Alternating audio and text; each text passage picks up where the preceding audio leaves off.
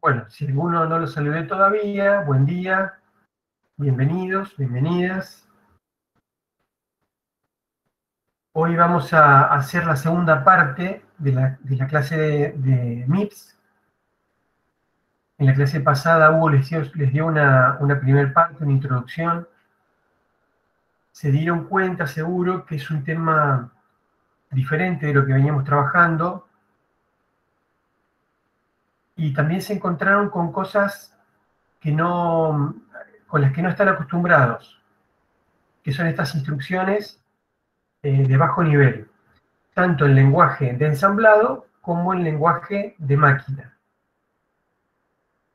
Una de las instrucciones que estuvieron viendo con Hugo, que quizás por años anteriores nosotros vemos que en la práctica cuesta arrancar con esto. Una vez que comienzan a trabajar, ya después es como todos, es relativamente sencillo. Pero el comienzo por ahí no es tan sencillo. Ustedes cuando tengan que resolver la práctica, en la mayoría de los problemas que hay, en la mayoría de los ejercicios, tienen que hacer alguna operación. Y bueno, primero que nada, los operandos, los datos con los que tienen que operar, tienen que traerlos desde la memoria hasta el banco de registros que está dentro del procesador. Entonces, siempre, o la gran mayoría de las veces, los programas comienzan con instrucciones de carga de datos. La instrucción para cargar datos se llama load word, LW. ¿Cómo funciona la instrucción load word? Bueno, como les decía, tienen que traer de la memoria algo. Entonces, para traer de la memoria algo, tienen que indicar una dirección de memoria. La dirección de memoria la indican mediante un registro que se llama base, o que lo llamamos registro base, y un desplazamiento. La dirección se forma con la suma de estas dos cosas. Suman el contenido del registro base más el desplazamiento. En este caso, el contenido de un registro que se llama T1 más un desplazamiento 4. ¿Y dónde guardan el dato que traen de la memoria? Lo guardan en este otro registro, en S0, en este caso, se llama S0. Y ustedes dirán, bueno, pero ¿cómo T1, S0? En la clase pasada nosotros lo llamamos de 0 a 31, y es correcto eso. Es una forma de llamarlos, o de nombrarlos a los registros, es con el número. Son 32 registros desde el 0 al 31. Pero hay otra forma de llamarlos, que es con estos nombres. Por ejemplo, este nombre S0 o este otro nombre T1. Son otros nombres alternativos para esos 32 registros. Recién en el chat decían que les está costando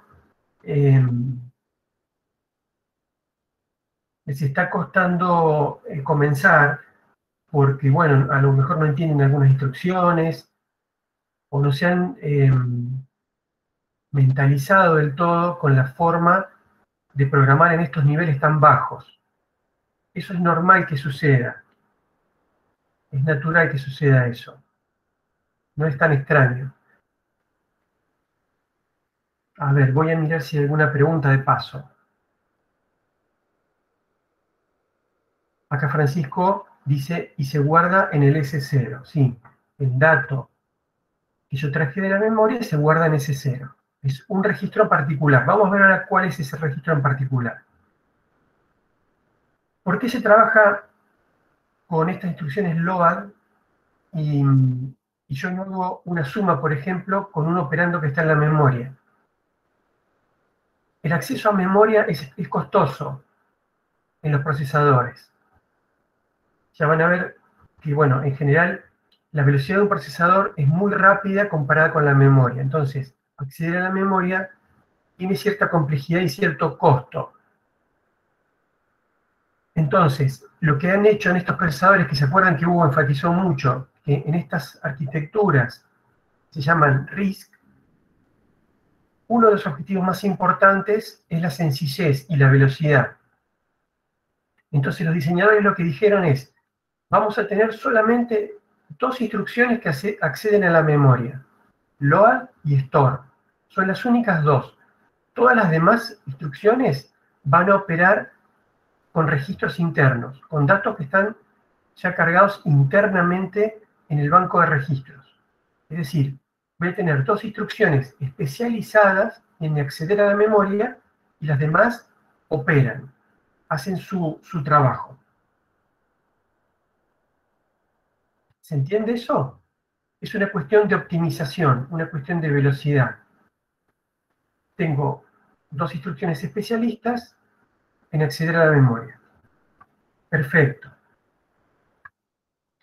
Bueno, acá les voy a dejar una tabla que va a ser una referencia. Esto, como les decía Hugo, no hay que acordárselo de memoria y no es obligatorio usarlo. Ustedes pueden, en la práctica seguro que van a usar los nombres de 0 a 31. Pero bueno, yo ya les voy adelantando que a medida que uno trabaja programando en lenguaje de ensamblado, van haciéndose evidentes las necesidades de convenir, hacer algunas convenciones. ¿Qué quiere decir tener convenciones? Yo me pongo de acuerdo con el resto de usuarios, con el resto de programadores, para usar los registros de determinada manera, que me va a hacer falta. Vamos a ir viendo después por qué eso hace falta.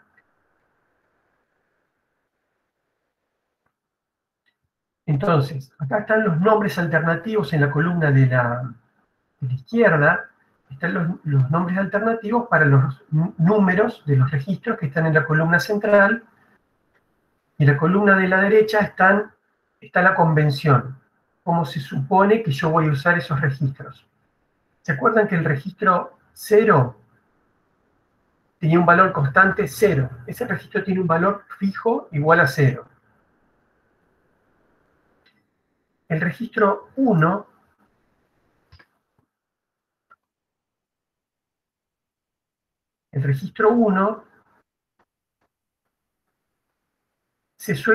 no se suele usar porque se reserva para el programa ensamblador.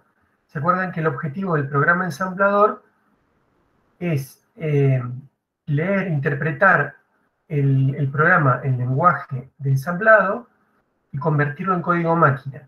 Entonces, bueno, ese programa también usa el procesador. Y para poder hacer su función, a veces usa el registro 1. ¿Qué pasa si yo en mi programa lo uso? Si yo en mi programa lo uso, interfiero con el propio ensamblador. En algún momento puedo estar pisando ese registro 1 con un valor que le interesa al ensamblador, o el ensamblador me lo pisa a mí. ¿Sí? O sea, ¿qué quiere decir que me lo pisa? Que me lo escribe, que me lo sobreescribe. Después hay unos grupos de registros, estos 2 y 3, del 4 al 7, y también el registro 31, que se usan para implementar funciones.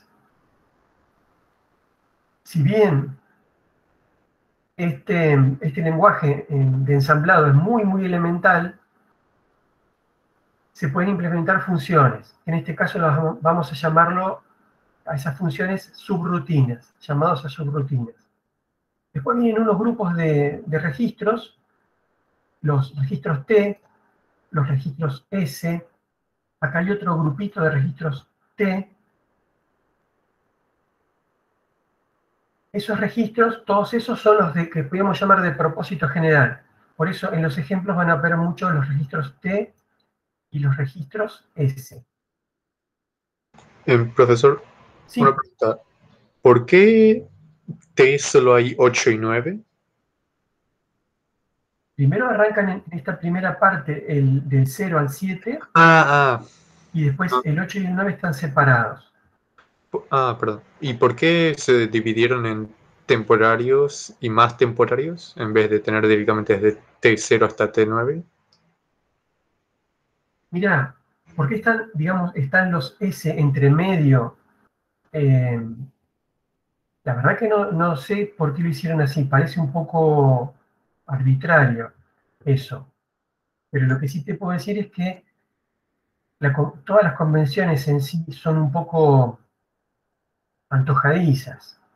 Pero lo que es importante de todo esto es que nosotros vamos a ver por qué es necesaria una convención. Eso lo vamos a tratar de ir explicando a lo largo de todo este material. Hoy vamos a ver una parte y en las clases siguientes vamos a ver más cosas. Pero lo que sí va a quedar claro es que es necesario ponerse de acuerdo con algunas cosas. Esas son las convenciones. Esta Ok, está convención bien. que No, vamos no, a usar acá. no sabía si había alguna razón particular de así, limitaciones de hardware o algo parecido. Hasta donde yo sé, no. Es una cosa que se hizo así como se podía haber hecho de otra manera. Bueno, les cuento muy brevemente estos poquitos que son los registros más altos, el, el 26 y el 27. Estos los usa el sistema operativo. Del mismo modo que el ensamblador usaba el registro 1, el sistema operativo usa el 26 y el 27. Si yo los uso, ¿qué puede ocurrir? Que le piso el valor al sistema operativo o en algún momento el sistema operativo me los pisa a mí. Después estos son punteros importantes, el GP, SP y FP son punteros importantes que los vamos a ir estudiando cuando estudiemos la parte de funciones o subrutinas. Por ahora simplemente lo único que les pido es que se acuerden que los registros, aparte de tener un número, tienen un nombre sumamente abreviado. Acá también es un poco a veces raro ver cómo se abrevia por una sola letra o dos letras una frase. La gente que programa, o los programadores de esas primeras épocas, eran muy escuetos en su uso de letras y de texto. No sé si notaron eso. Son abreviaturas demasiado fuertes. Bueno, eso simplemente lo vamos a guardar como una referencia. Lo vamos a guardar como una referencia. Bueno, en esta hoja estamos viendo, así como vimos recién el load word, vemos el store word. ¿Qué hace el store word? Bueno, cuando termina mi pequeño programa o mi subrutina, cuando hagamos subrutinas, al terminar yo voy a querer guardar los resultados que se calcularon adentro de los registros, los voy a querer guardar en la memoria de la computadora, que está externa al procesador. Y para hacerlo voy a usar el store word.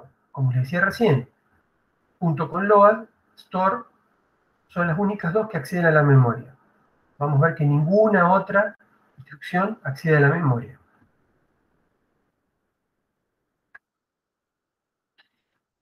Bien, esto también es un poco de repaso. Nosotros tenemos los datos en la memoria.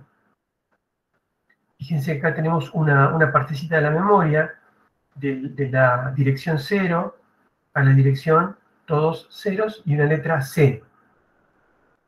Eso es en hexadecimal, en decimal es 12. Y vamos viendo que nuestros datos, fíjense que ocupan, nuestros datos que son de 32 bits, van a ocupar 4 bytes en la memoria. Entonces, de un dato, de una palabra de 32 bits a la próxima palabra de 32 bits, yo tengo saltos de direcciones de 4 bytes. Entonces voy 0, 4, 8, C y así sucesivamente. Entonces cuando voy usando los load y los store, muchas veces me paro en una base y para ir al siguiente voy incrementando o decrementando a veces de 4 en 4. Eso es muy común que lo vean. ¿Por qué? Porque cada dato ocupa 4 bytes. Se ve bastante claro en este dibujito. Por ahí al principio le llama la atención porque hago dirección base más 4, más 8, más 12, más 16, más 20. Y bueno, por esta razón. Porque mis datos van a ocupar cada uno 4 bytes.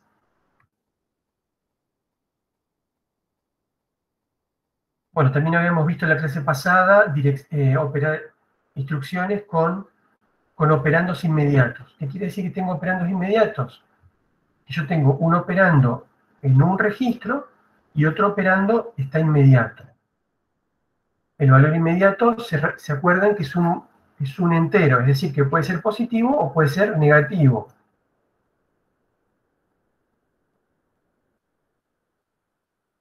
Al yo tener acá un operando negativo, fíjense que este al inmediato me sirve para sumar y para restar.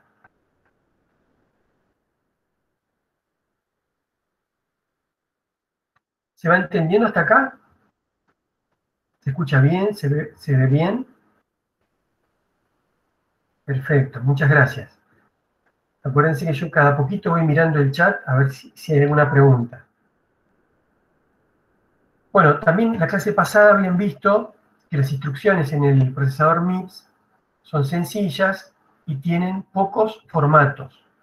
Todas son de 32 bits, todas ocupan 4 bytes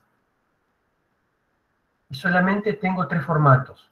Con Hugo habían visto el tipo R, que es cuando operan entre registros, el tipo I, cuando tienen un operando inmediato, y hoy vamos a ver el tipo este que nos falta, que en realidad es el más sencillo de todos, es el que sirve para hacer saltos incondicionales.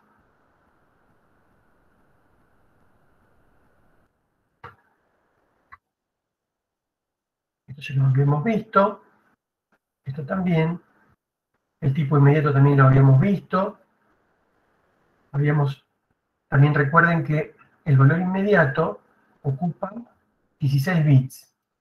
Eso también, ¿qué significa? Que si yo tengo una constante demasiado grande, que no cabe en este rango, y bueno, yo ya no puedo usar el modo direccionamiento inmediato. Tengo que cargar el valor en algún registro y hacer operaciones por ejemplo, con el add común, no con el add inmediato. Nosotros en la práctica vamos a tener poco ese problema, porque los valores que vamos a manejar son pequeños. Entonces, bueno, vamos a poder usar bastante el operando inmediato o los operandos inmediatos. Y también es muy común en los programas. Fíjense que ustedes cuando hacen un bucle, hacen un bucle for, van incrementando de uno en uno, es muy común eso, o decrementando de uno en uno. Entonces estos valores inmediatos vienen muy bien. Otra cosa importante es que este valor está representado internamente, cuando van al código máquina, está representado en complemento a 2. ¿Sí? Entonces pueden representar tranquilamente los positivos y los negativos. Un detalle que van a ver en esta hoja, la hoja 30, la página 30, nosotros acá tenemos un ejemplo de add inmediato, con un valor inmediato positivo, tenemos un valor inmediato negativo, y también tenemos un par de ejemplos con load y con store. En el load y en el store, fíjense que como formato de instrucción pertenecen al tipo I. ¿Por qué? Porque usan 2 registros y usan un valor inmediato. Entonces, ¿a qué formato pertenecen las instrucciones load y store? Pertenecen al tipo inmediato, al tipo I. ¿Se ve, no es cierto, eso claramente?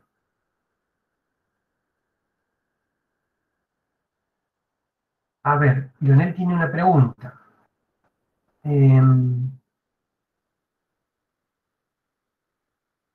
¿Cómo identifico en add-i? Pregunta, ¿cuál es RS y cuál es RT? ¿Cómo es el orden en estas expresiones? Bueno, eso, Leonel, está especificado en una referencia que está puesta en el aula virtual, en Moodle. Nosotros vamos acá a estos ejemplos. En el add-i, el resultado va en el primer registro. Ese es el que en la referencia se llama RT. Por si se quieren acordar, esa T pueden pensar que es de target. Entonces, en este caso, el primero es RT y el segundo es RS. Esa S pueden pensar que es de source. Lo mismo en el load y en store. El primero de los dos registros, el que está a la izquierda, es el target, el RT. Y el que está entre paréntesis es el RS. Pero esas dudas, todas esas cosas, las van a encontrar en la referencia. Y no, acuérdense que no tienen que acordarse de memoria de eso. De hecho, nosotros mismos, que hace mucho tiempo que venimos con esto, cuando pasan meses de no trabajar con este tipo de material, tenemos que ir a la referencia también. O sea que no se sientan extraños si tienen que recurrir permanentemente a la referencia.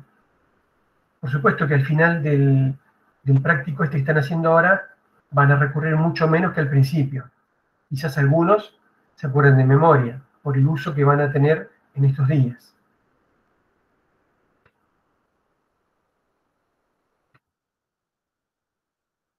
Bueno, acá vamos al tercer formato que teníamos, al tipo J.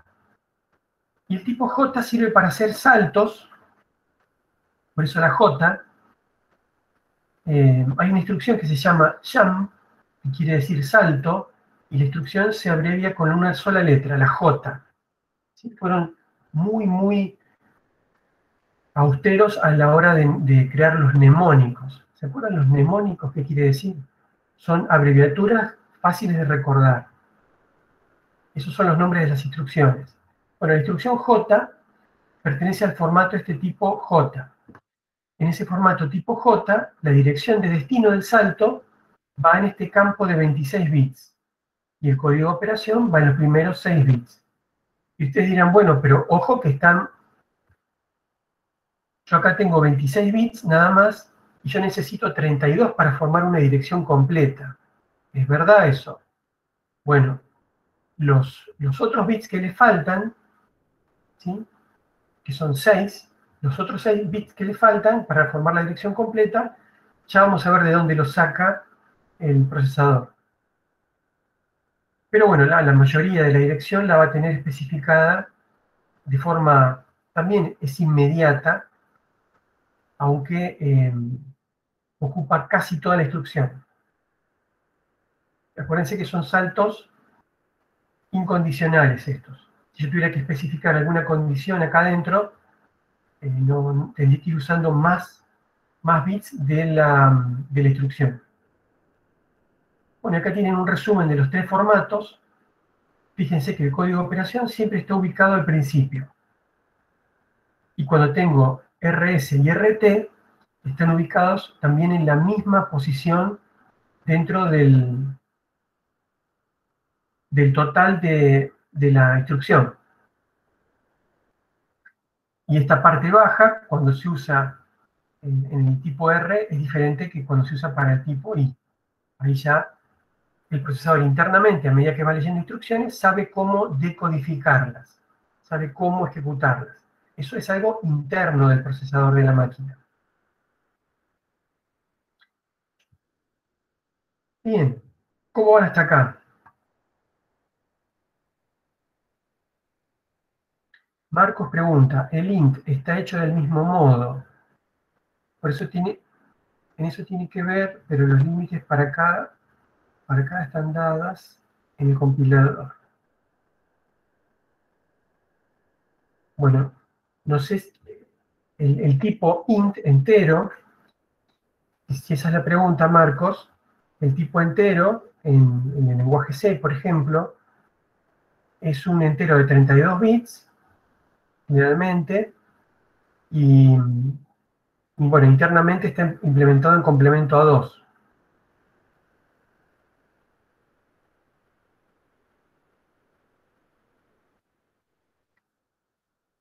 Bueno, acá vamos a ver unas instrucciones lógicas. Fíjense, son instrucciones que ustedes ya conocen de hace tiempo, seguro que las han visto más de una vez. El AND lógico, OR lógico, XOR y NOR. Fíjense que son todas tipo R, es decir, que yo tengo mis dos operandos. En este ejemplo, en las 4 son S1 y S2, son los dos operandos de entrada, y el resultado lo guardo en S3, S4, S5 y S6. Bueno, la idea, esto ustedes si vieron la clase del año pasado, nosotros hicimos un ejercicio acá, donde hacíamos las operaciones bit a bit de todas estas, de todos estos, en estos casos. Y veíamos el efecto que producen cada una de estas instrucciones. Más allá del AND o del OR, o del XOR o del NOR, bit a bit, veíamos un efecto que se producía. ¿Quieren con un lapicito y un papel, aunque sea hacer una de ellas? ¿Una sola de ellas? Dediquemos un minutito, si quieren, y prueben. Hagamos, por ejemplo, el AND solo. Después en el video tienen los otros 3 ejemplos.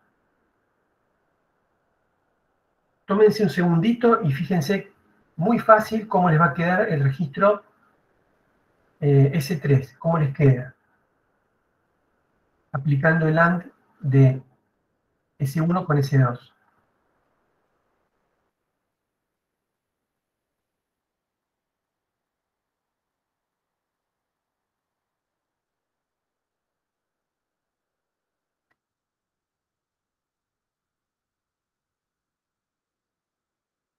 Si bien alguno lo puede hacer, dígame ya.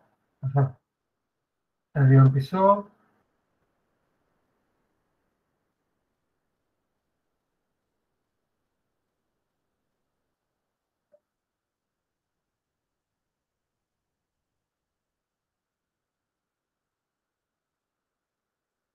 Cuando yo hago el AND entre un 1 y algo, acá abajo tengo ceros y unos, pero yo en la primera parte, en la parte alta de ese 1 tengo todos unos. ¿Qué pasa si yo hago 1 AND lo que sea? El resultado es todo esto de abajo. ¿Sí? Todo esto de abajo se va a copiar acá.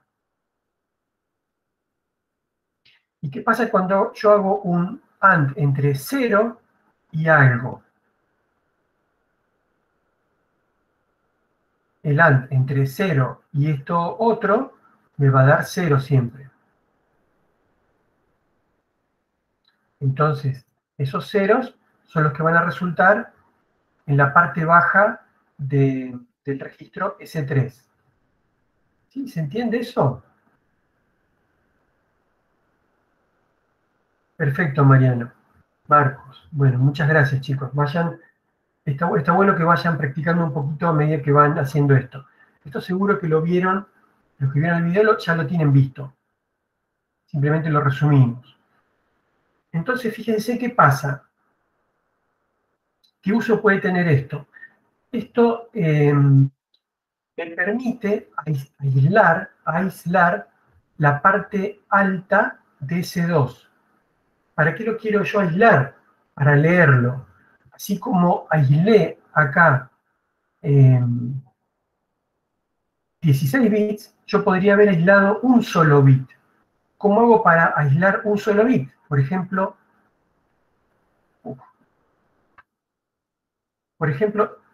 este bit solo. ¿Cómo hago para aislar ese bit solo? Yo hago un AND donde ponga todos ceros menos ese solo bit en 1. Si yo hago un AND de esa manera, voy a leer ese bit de ese 2. ¿Para qué quiero yo leer un bit? Imagínense que yo tengo un registro de un periférico cualquiera, un teclado, un sensor, estoy midiendo temperatura, estoy midiendo, no sé, un gas, dióxido de carbono. Fíjense que hoy en día es muy interesante leer, censar el dióxido de carbono en un ambiente. Bueno, me consigo un sensor y de repente me interesa saber cómo está un determinado bit de ese dispositivo. Estamos hablando de cuando uno programa a bajo nivel. En los programas de alto nivel yo no me voy a encontrar con esos problemas, porque lo resuelve la librería, el driver, lo resuelve esa capa de software. Pero si me toca a mí hacer ese software, yo para leer un bit solo, voy a necesitar una máscara, ¿sí? Esto que estamos poniendo acá arriba se llama máscara. En general, ¿qué significa una máscara? ¿Qué quiere decir una máscara? Imagínense una máscara que se usa a veces en una fiesta, en carnaval, imagínense. Lo que hace la máscara es tapar un rostro, ¿sí? Imagínense algo así, tapa casi todo, tapa una parte y deja ver otra parte, ¿sí? Eso es una máscara. En una máscara común se dejan ver los ojos, por lo general no se deja ver nada más. Bueno, acá es lo mismo, yo dejé ver una parte nada más, una parte de un registro, y tapé todo lo otro. No me interesa nada de lo otro. Entonces, ¿para qué me sirven las máscaras en programación? Para leer o a veces para setear. Yo quiero forzar un bit que, sin tocar nada de lo otro, yo quiero que un bit quede forzado a 0 o forzado a 1. Bueno, eso también lo puedo hacer con máscaras, distintas máscaras de las que están puestas en los ejemplos.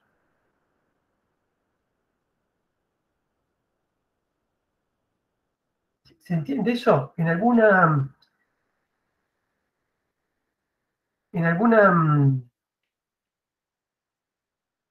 ejercicio de la práctica van a ver algún caso donde por ahí les haga falta algo de esto.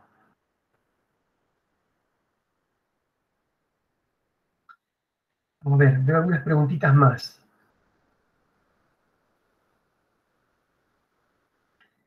A la tabla de verdad del XOR. La tabla de verdad del XOR, bueno, para acordarse de la tabla de verdad del XOR, pueden pensarlo de varias formas. El XOR es también como una suma lógica. Es decir, háganse de cuenta que yo estoy sumando los dos bits.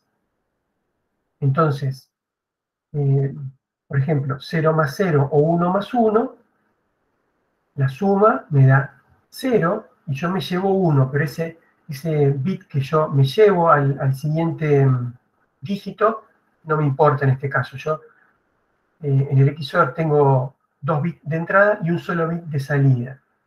Otra forma de acordarse del XOR es, si son iguales, me da 0, y si son distintos, me da 1.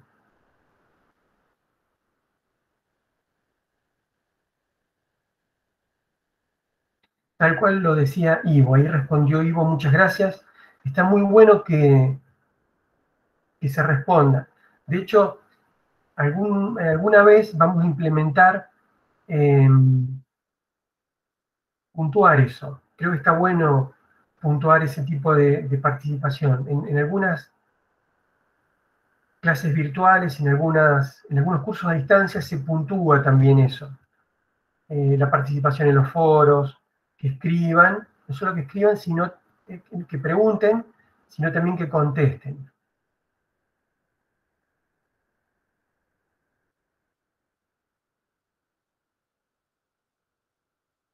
Acá Marino pregunta, ¿por qué quieres cambiar un bit forzando o forzado por máscara?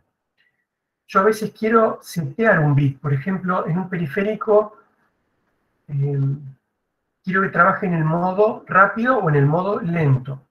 Y supónganse dos modos, o dos velocidades. Una velocidad más lenta y una más rápida. Y eso lo controlo con un bit de un registro. Entonces, por esa razón yo puedo querer cambiar ese solo bit. Y los demás bits lo configuran ese dispositivo para hacer otras cosas. Otras funcionalidades. Entonces yo, sin tocar ningún otro, para no cambiar la funcionalidad que ya esté seteada, yo quiero setear esa en particular. Por ejemplo, la velocidad. Si la velocidad está en el bit 3, suponete, yo dejo todos como están y pongo en 0 o en 1 el bit 3 solo. Esa es una razón de por qué querer cambiar un solo bit y dejar todos los demás como están.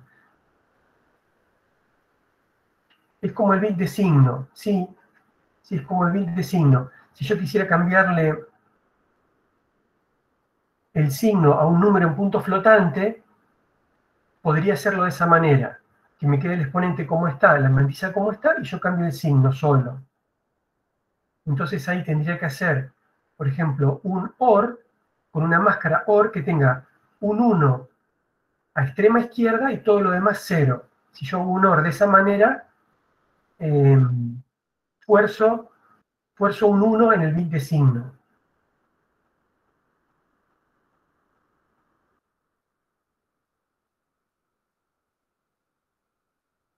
Perfecto, Mariano. Muy bien. Bueno, vamos a pasar a otras instrucciones más, que son los desplazamientos. Por allá veía en el chat que seguramente, me parece que Tadeo seguramente vio el video del año pasado y decía que, bueno, todavía no entendía bien cómo es esto de los desplazamientos. Es muy común que uno, cuando primero se encuentra con todas estas instrucciones, no las entienda a fondo de entrada. Pero lo bueno es poder ir entendiendo un poco, es terminar la clase entendiendo un poco. Por ejemplo, hasta ahora, si ustedes dicen, bueno, yo ya me voy de esta clase entendiendo que hay instrucciones lógicas, AND, OR, XOR, NOT, y tienen varios usos. Y yo hago las operaciones bit a bit. ¿Cómo se llaman? Bueno, como estaban ahí recién. Si uno va entendiendo esas cosas, ya empieza a ganar tiempo. Otra cosa que también aprovecho ahora para decirles es que en esta parte yo les voy a recomendar mucho no solamente ver los videos, sino también leer un capítulo de la bibliografía. En el aula virtual les dejé de qué capítulo se trata. Hay dos libros posibles. Los que tengan un poquito de facilidad con el inglés, aunque no sea muy grande la facilidad, que puedan leer. Hay uno que es bastante interesante, y después hay otro libro más que está muy bueno también, es muy buen libro, en español. Entonces, bueno, a medida que vayan escuchando estos videos y avanzando en estas 3, 4 semanas que vamos a dedicar a MIPS, estaría bueno que lean ese capítulo. Y también que vayan preguntando cualquier cosa que no entiendan. Yo les voy recomendando que estaría bueno leer para cada clase. Por ejemplo, si quieren ir al día, yo creo que en la primera de las dos referencias, con leer las primeras 15 páginas, las primeras 3 secciones, ya estarían al día con lo que se vio la semana pasada. Un poquito más, van a ver que este material está inspirado mucho en ese capítulo. Entonces van a saber bien exactamente hasta dónde ir leyendo. Bueno, vamos a ver qué pasa con estas instrucciones. Acá Marcos pregunta, ¿cuál es mejor, en inglés o español? Mira, Marcos, si vos tenés facilidad para leer en inglés, yo te recomendaría como primera opción el que está en inglés. El que está en español también es muy bueno, son los dos muy buenos. Pero si me decís uno ahora, yo te recomendaría el que está en inglés.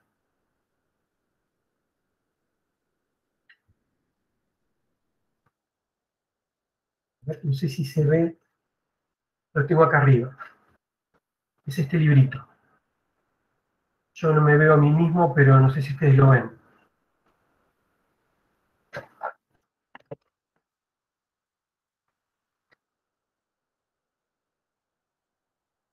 Se consigue el PDF, cualquier cosa, yo si no les imprimo la parte que interesa, la imprimo en un PDF más cortito y se las comparto. Cualquier cosa, pídanmelo, no duden ni un instante.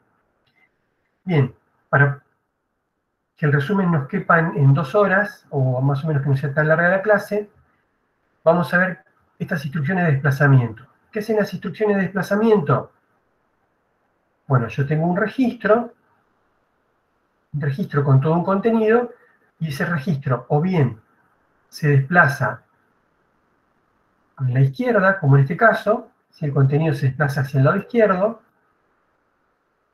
o bien se desplaza hacia el lado derecho. Todo lo que está acá dentro del contenido se corre hacia la izquierda, perdón, acá está la L, izquierda, y la R, derecha. Todo el contenido se corre un lugar o más lugares. Imagínense que lo máximo que se puede desplazar un registro es el total, la totalidad de su longitud, que son 32 lugares. Entonces, se puede desplazar un lugar, 2, 3, hasta 31. Hay una diferencia entre estos dos desplazamientos a derecha. Fíjense que tienen dos shift a derecha. Uno se llama lógico y el otro se llama aritmético. ¿Qué diferencia hay entre el shift lógico y el shift aritmético? Fíjense que ambos son a izquierda, perdón, a derecha. Ambos desplazamientos son a derecha. Entonces, todo el contenido del registro se desplaza una cantidad de lugares hacia la derecha. Cuando yo desplazo a la derecha, por el lado izquierdo, yo tengo que rellenar ese registro con algo. Entonces, en el desplazamiento lógico, yo lo que uso para rellenar desde el lado izquierdo son ceros. Yo relleno con ceros.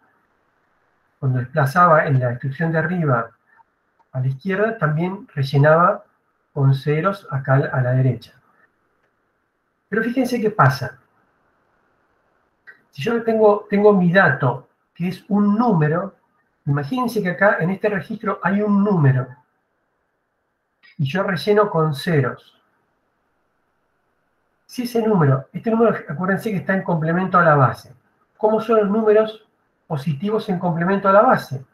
Los números positivos en complemento a la base empiezan con 0. Eso yo ya lo sé. Entonces yo cuando haga un desplazamiento y relleno con ceros, no le cambio el signo. Si el número es positivo, yo no le cambio el signo. Hago el desplazamiento, tenía un 0 antes, y yo relleno con ceros, sigue empezando con 0. Si el número era negativo, empezaba con un 1. Si el número era negativo, comenzaba con 1. Entonces yo, si hago un desplazamiento a la derecha y relleno con ceros, le cambio el signo al número. Eso, si yo estoy trabajando, si mis datos son números, puede ser que eso a mí no me sirva. No me sirva esa modalidad de rellenar con ceros. Por esa razón, yo tengo una variante del desplazamiento a derecha que se llama aritmético. En el desplazamiento aritmético, yo relleno con el bit de signo. Si el número empezaba con 0, relleno con 0. Y si empezaba con 1, relleno con 1. Entonces no le cambio el signo al número. Lo desplazo sin cambiarle el signo. ¿Se entiende la diferencia entre esos dos?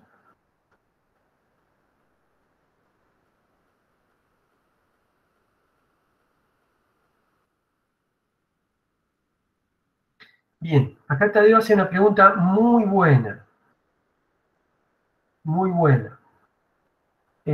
¿Para qué? ¿Para qué quiero hacer desplazamientos?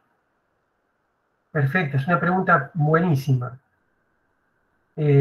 Son de tipo R todas estas, sí. Son de tipo R. Los desplazamientos. Muy bien, Ivo.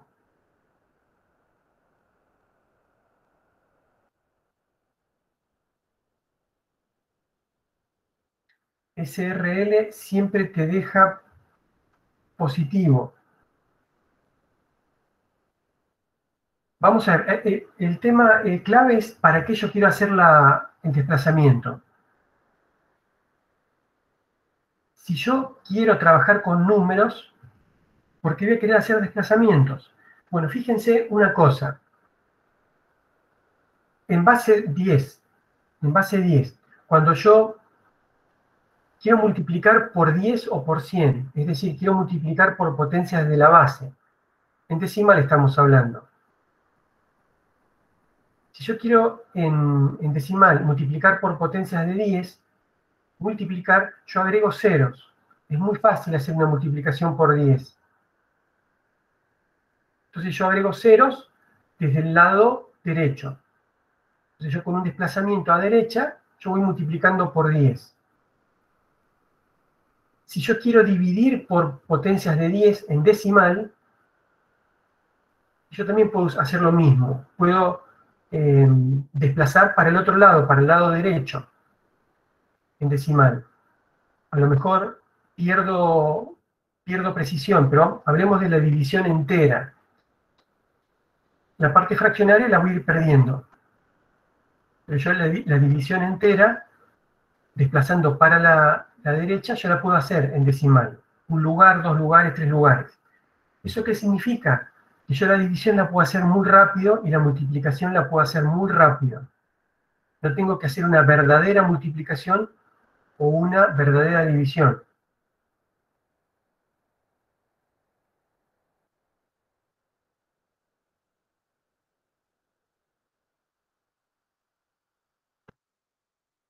Entonces, fíjense, si yo quiero multiplicar o dividir por potencias de la base, ¿se acuerdan cómo funciona una multiplicación o una división?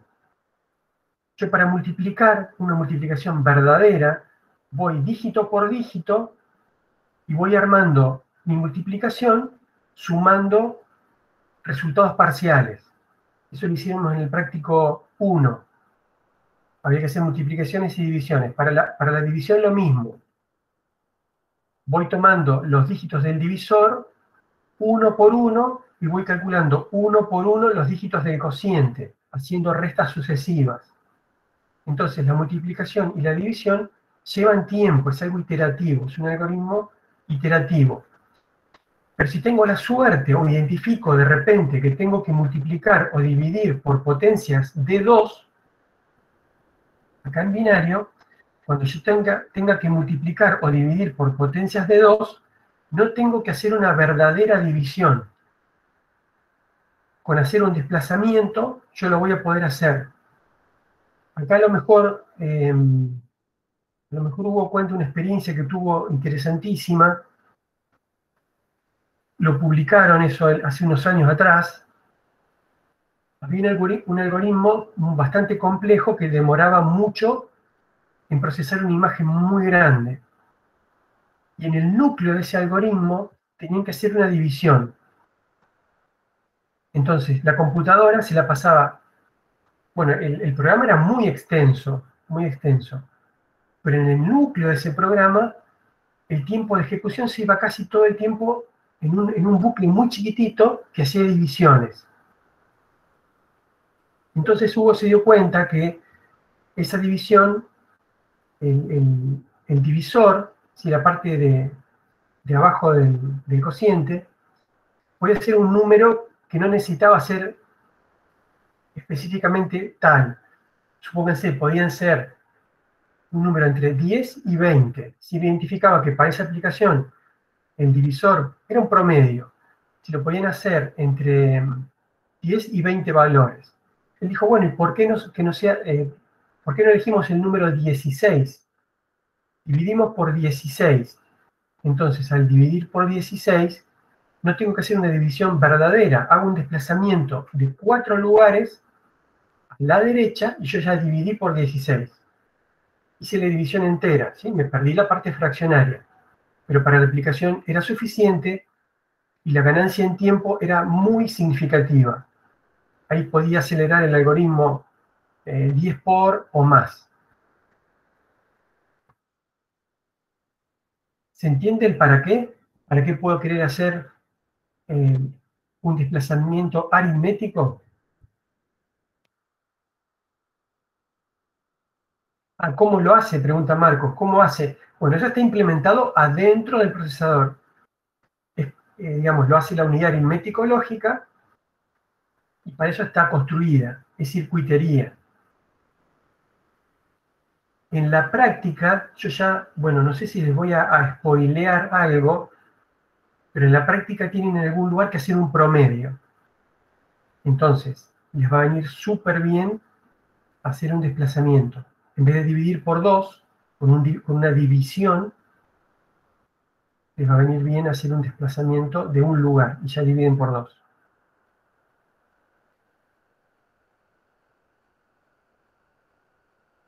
Eso, ¿cómo reconocen que es un número de potencia de 2? Eso es la astucia del programador. Si ustedes se dan cuenta que el número que están usando es a lo mejor fijo y siempre es 2, 4, 8, 16, 32, mira, Ivo, es un tip para la práctica. En el examen por ahí puede ser que se dé el caso, pero ya en la práctica se van a encontrar con eso, con usar desplazamientos para multiplicar o para dividir. Y la clave de eso es que es muy rápido. Hugo logró hacer una publicación súper interesante con ideas de ese tipo. Por ahí en algún día una de estas clases les amplía o les cuenta la historia completa.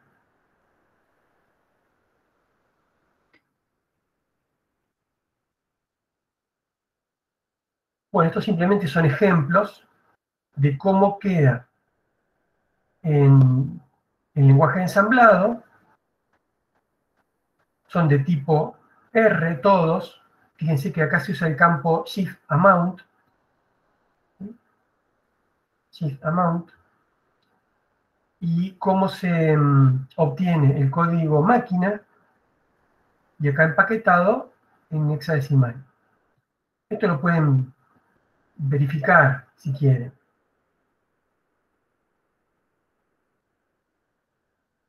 Otra cosa también que a veces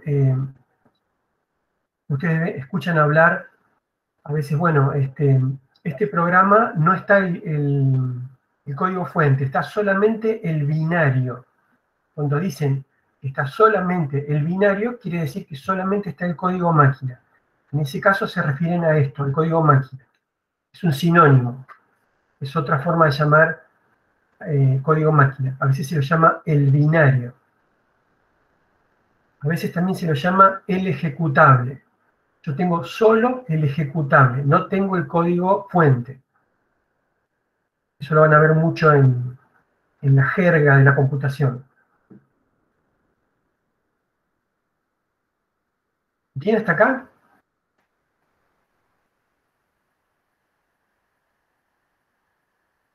Perfecto. Bueno. Como ven, son muchas cosas, muchos conceptos que requieren un poquito de práctica y un poquito de lectura. ¿Por qué les recomiendo yo leer? Mucha gente escuchando ya va entendiendo.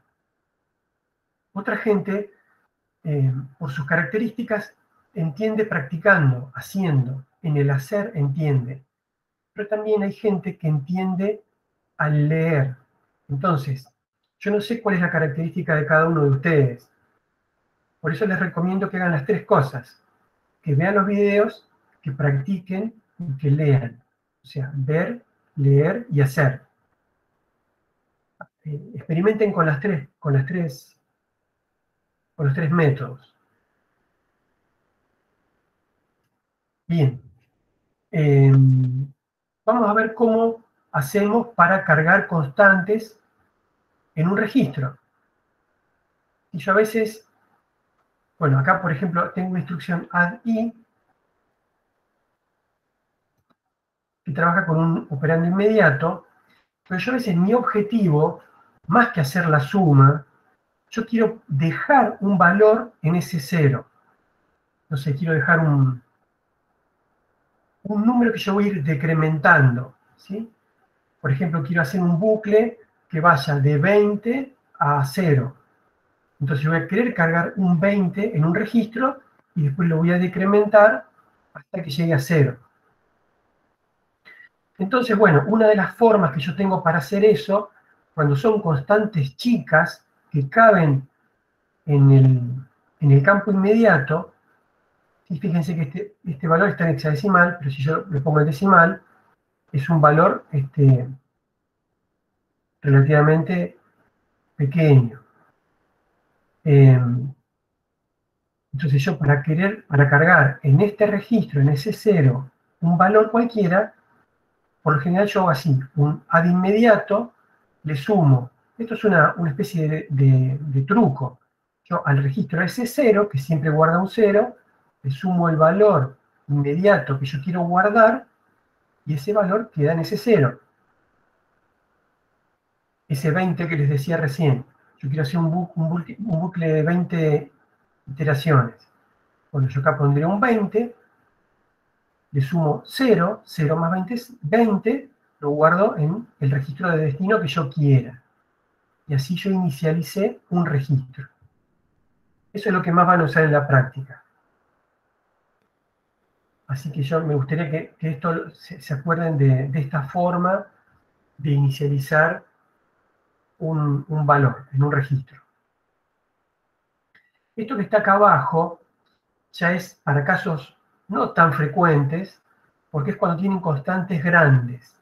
¿Cómo hago yo para poner un número que no cabe en el valor inmediato? Es un número mucho más grande. En C lo dirían de esta manera. Por ejemplo, un valor bastante grande. Acá están indicando que es hexadecimal, y acá está el valor hexadecimal de 32 bits.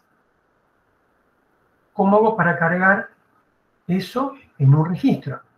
Bueno, para cargar un valor grande en un registro lo tengo que hacer en dos partes. Y una instrucción especial que se llama load upper inmediato.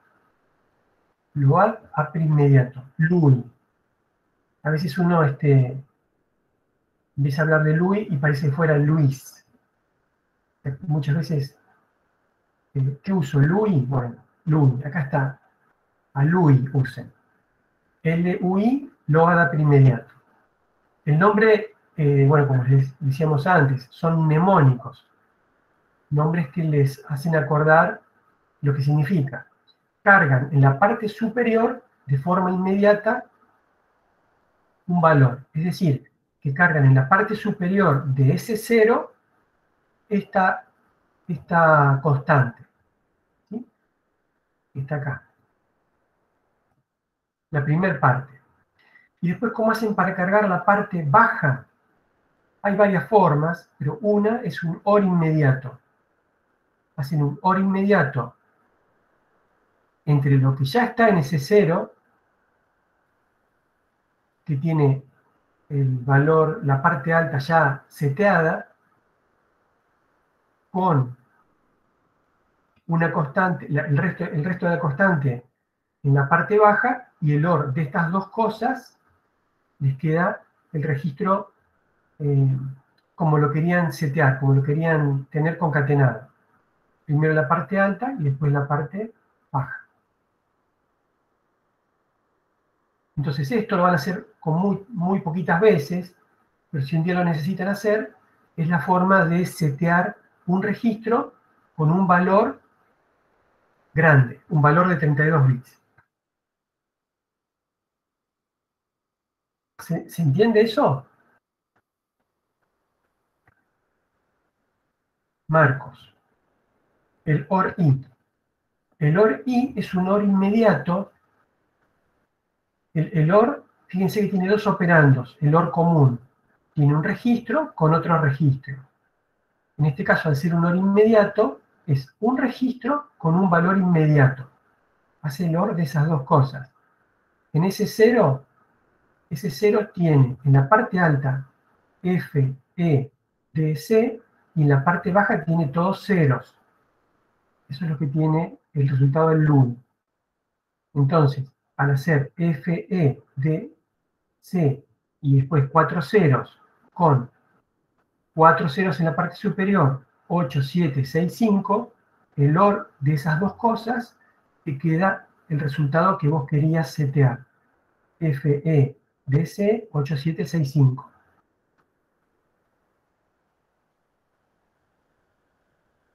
Se aprovechan los ceros restantes, exactamente, Marcos, así es, así es.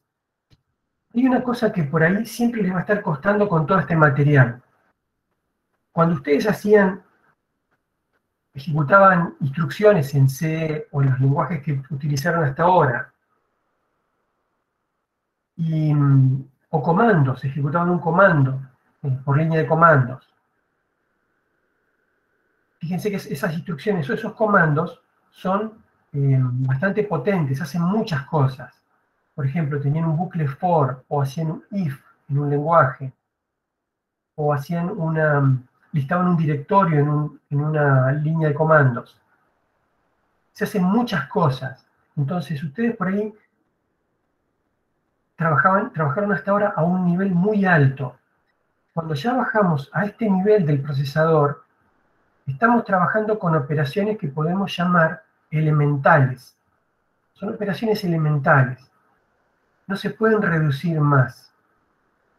Y las operaciones de niveles superiores se construyen con estas piezas tan pequeñitas. Son ladrillos muy chiquititos que usamos para construir las construcciones más grandes, las instrucciones más grandes en los lenguajes de alto nivel, y a su vez, con esas instrucciones de alto nivel hacemos los programas enteros.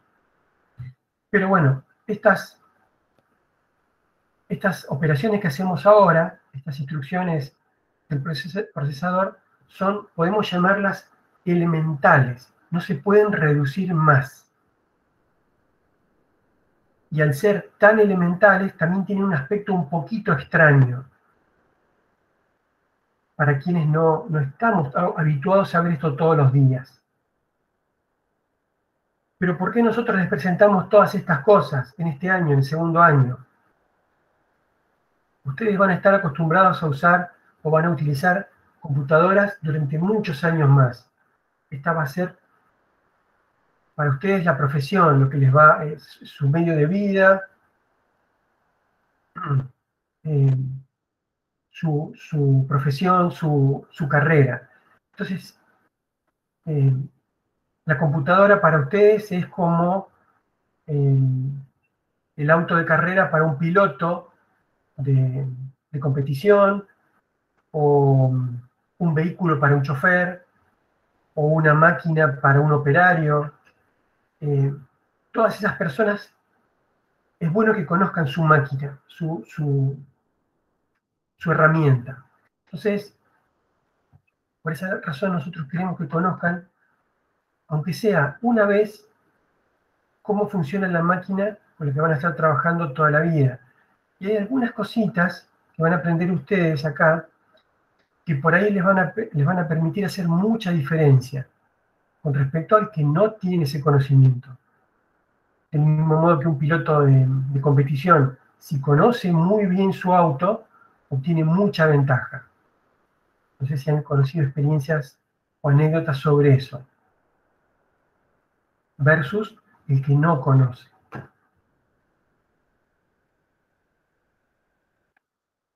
Bien, esto es simplemente un punto, un puntito nada más en todo el desarrollo, que era cómo cargar constantes. Ahora vamos a pasar a otro tema, otro elemento más, los saltos condicionales.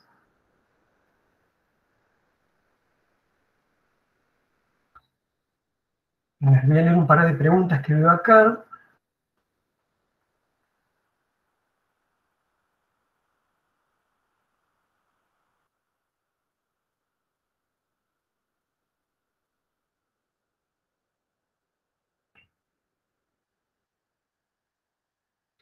Si tenés un número en vez de 8 bits, uno de 12 bits,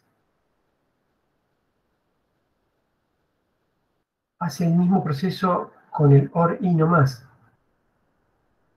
Bueno, por ahí podemos ir el OR inmediato, lo que hace es el OR entre un registro con el contenido que tenga y el valor inmediato que está en la parte baja.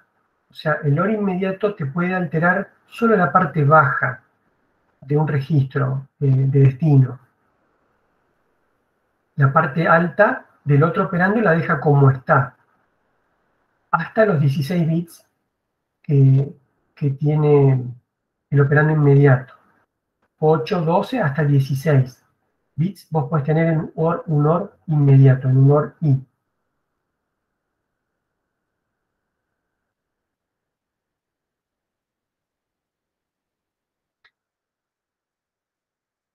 Alternativamente, acá Ivo dice, si en vez de hacer un OR I, se podría hacer un ADD I.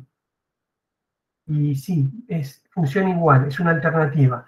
Muchas veces tenemos más de una forma de hacer la misma cosa. Eso es cierto, funciona también un ADD inmediato. Por ahí nosotros, para irles mostrando diferentes instrucciones y diferentes formas, les mostramos el OR I ahí, pero podría haber sido un ADD inmediato.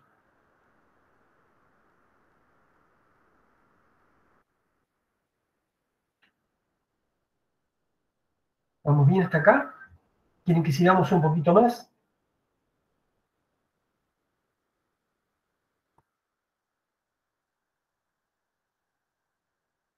Bien.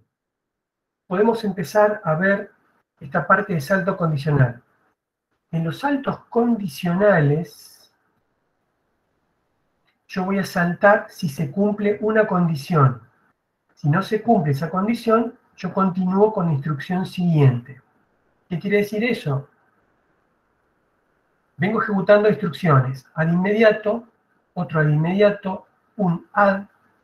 Después me encuentro con una instrucción que se llama back.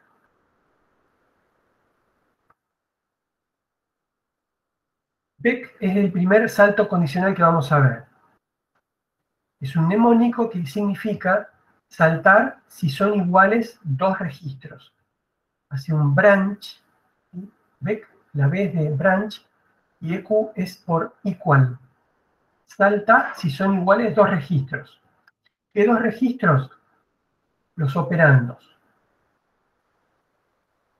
Los dos registros que yo pongo a continuación de la palabra back son los operandos, los registros que se comparan. Si ese 0 es igual a ese 1, yo voy a hacer un salto a una dirección, a una instrucción marcada por la etiqueta target. Hasta ahora no hablamos de etiquetas, pero ahora es el momento en que vamos a empezar a hablar de etiquetas. Las etiquetas son marcas en el código. Yo acá por una cuestión de anchura puse target 2 puntos y en el renglón de abajo puse una instrucción. Pero en realidad target está marcando a esta instrucción de abajo. Es válido también escribir, poner un salto de línea y la instrucción que yo estoy marcando abajo. Es totalmente válida. Lo puedo poner así o en la misma línea, no importa eso. Lo que sí es importante es que la palabra target o la etiqueta comience con un carácter, después puede tener caracteres o números y tiene que terminar con 2 puntos. Eso es lo único que me exige el lenguaje de ensamblado. Yo si hago eso, puedo marcar esta instrucción, por ejemplo. Entonces después, esa marca la puedo usar para hacer un salto. Entonces yo en esta instrucción de salto por igual, comparo ese 0 con ese 1, si son iguales, en vez de ir a la siguiente, voy a la instrucción marcada, voy al add. Veamos qué pasa en este ejemplo. Yo con la primera instrucción al inmediato, lo que hago es, fíjense, hago una suma inmediata entre ese 0 y un 4 en decimal.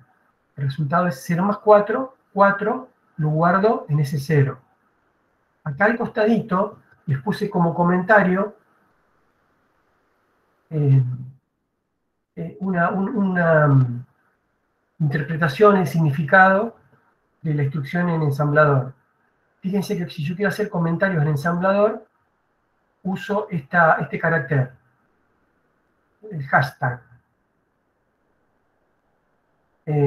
Los comentarios en ensamblador no son ni con punto y coma, ni con barras, nada, es con este carácter. Así que puede ser interesante que en la práctica también se acostumbren a comentar las soluciones y usen este simbolito al costado de cada instrucción. También un tip interesante. Nosotros en el parcial vamos a preguntar algo de MIPS. Eso es una pregunta garantizada que vamos a tener. cuando tengan que hacer las soluciones, está bueno que pongan un pequeño comentario con el propósito que ustedes tuvieron. Eso es muy, muy clarificador. Entonces, bueno, acá está el simbolito para hacer los comentarios. En resumen, en ese 0 yo tengo un 4. Ahora lo mismo, en ese 1 yo voy a tener un 2. Hago 0 más 2, 2. Después acá hago S1 más S1. S1 contiene un 2, entonces S1 más S1 va a quedar un 4, la suma, y lo puedo guardar en S1 también. Fíjense que los registros se pueden reutilizar. No es obligatorio usar registros diferentes. De hecho, está bueno reutilizarlos, porque si bien son 32, que puede parecer que es mucho, en realidad son más bien pocos. Y después si usamos las convenciones, ¿se acuerdan que los dijimos al principio? Que los registros de propósito general todavía son menos que 32, son un poquito menos. Bueno, entonces en ese 1 me quedó un 4. Cuando yo comparo acá en el salto condicional ese 0 con ese 1, ese 0 tiene un 4, ese 1 tiene un 4. Son iguales. ¿Son iguales? Entonces salto a esta instrucción. Por eso en el comentario acá pusimos salto tomado. Eso quiere decir que no se ejecutan estas dos instrucciones, se saltan, se saltean, y el programa continúa por acá. Esto fíjense que se parece mucho a un if, a una instrucción if, en un lenguaje de alto nivel.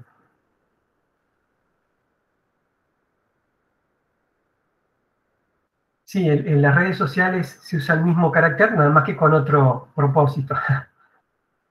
Es otra finalidad, pero bueno, hay algún programa que está leyendo ese carácter y después se hacen análisis en base a esos hashtags.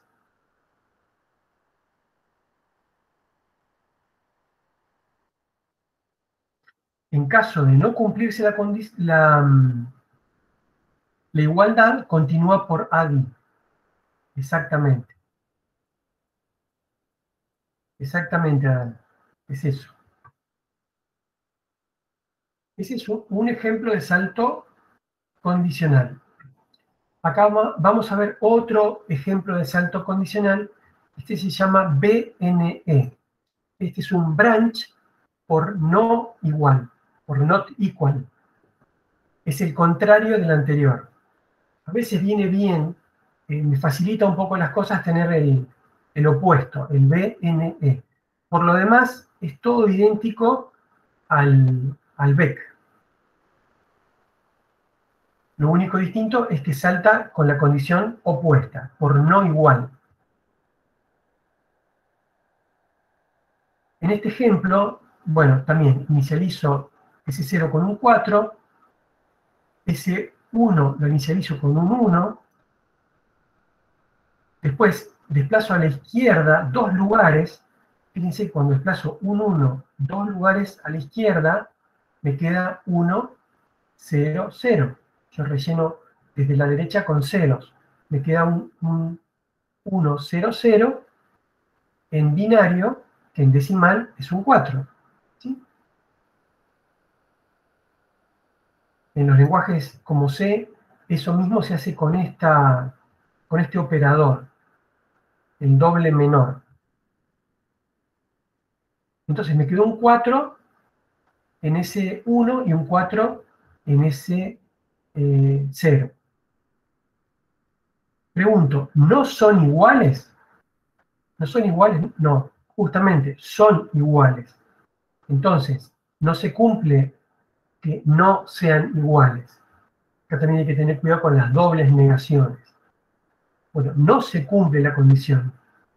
Entonces, como no se cumple la condición, yo continúo en la próxima instrucción. Continúo por acá. Es un salto no tomado.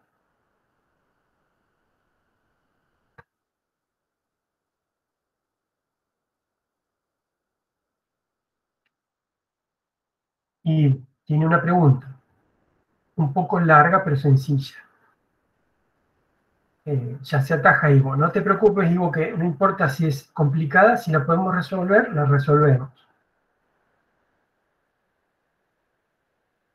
Los saltos van solo hacia líneas que estén por debajo del BEC o BNB, o puede saltar a una línea que esté por arriba. Tranquilamente se puede saltar para arriba. ¿Sí? Puede tener saltos positivos o saltos negativos. Tranquilamente, y vos es una muy buena pregunta. En realidad, puede ser recursivo. Bueno, ya estamos preguntando cosas súper interesantes que la vamos a ir develando a medida que... bueno, Adán dice que haces un while. Exactamente, ya se están dando cuenta de algunas cuantas cosas. Pero si tienen un poquito de paciencia, lo vamos a ir viendo en este mismo material. No hoy, porque ya se va a hacer un poco largo, pero sí en la próxima. En la próxima vamos a explicar un poco cómo se traducen de los lenguajes de alto nivel, if, bucles while, bucles for, a lenguaje de ensamblado. Tranquilamente se puede saltar hacia abajo en el código o hacia arriba. Pero acá yo lo que quiero mostrarles es una cosita, un pequeño detalle. Ustedes acá no tomaron el salto, entonces ejecutaron este add y el sub. Ejecutaron estas dos. ¿Qué pasa cuando termina el sub? La próxima instrucción, ¿quién es? La próxima instrucción es esta, es el add. Entonces, en muchos if, por ejemplo, ustedes quieren ejecutar o bien una rama del if o bien la otra rama del if, pero no ambas cosas. Entonces lo que quisieran es que no ejecute este add, quisieran saltearlo a esto. Como está escrito así, no se saltea nada, se sigue ejecutando tal como está puesto en el texto. Si quisieran saltearlo, acá hay una pequeña modificación. Tienen que usar un salto incondicional. Es decir, ejecutaron el salto condicional. No se tomó el salto, entonces vienen ejecutando en esta rama.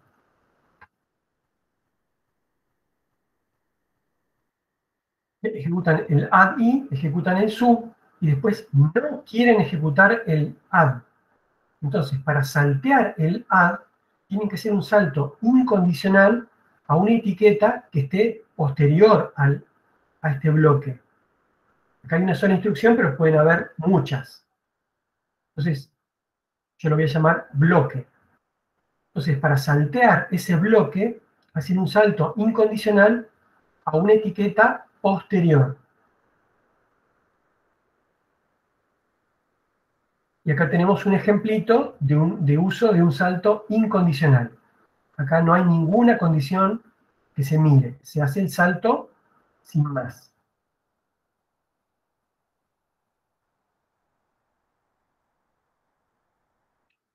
Se puede ejecutar un ciclo, Ivo. Vas a ver, eso lo vamos a ver en breve. Lo vamos a ver. Pero ya se están dando cuenta cómo con estos ladrillos pequeñitos se puede hacer eso.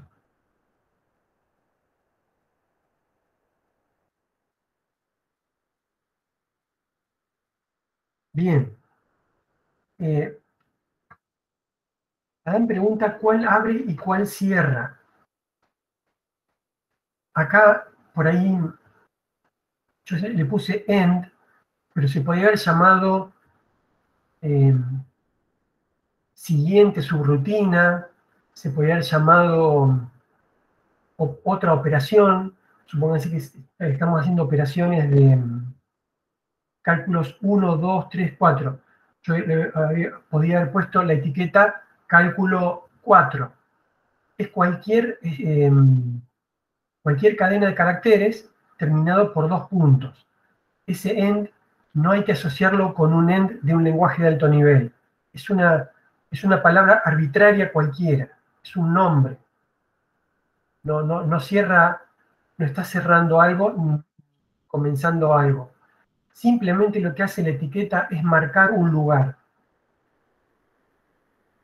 marca un lugar, como si ustedes hicieran una marquita con un rotulador. Saltar a la marca tal. Saltar como una nota al pie. Ponen un asterisco y una nota al pie.